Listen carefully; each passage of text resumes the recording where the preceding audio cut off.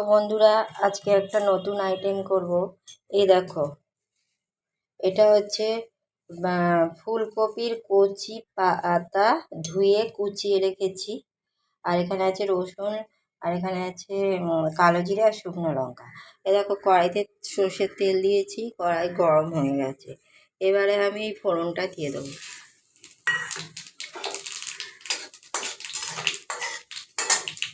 তোমরা এটা কে কে জানো কমেন্ট করে জানাবে। আর এই দেখো, রসুনগুলো এখন দিয়ে দিচ্ছি। এটা আমি ভালো করে ভেজে নেব। সব কিছু এই ভেজে নেওয়ার পরে আমি মিক্সিতে বাড়ব।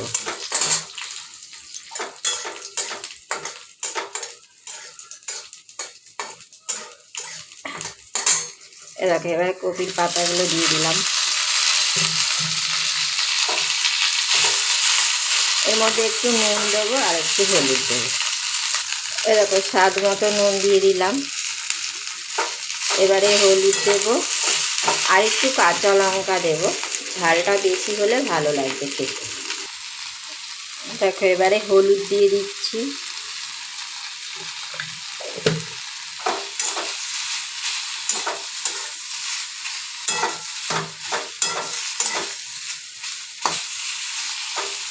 এবারে একটু কাঁচা লঙ্কা দিয়ে দেবো আর কটা, ঝাল ঝাল হবে।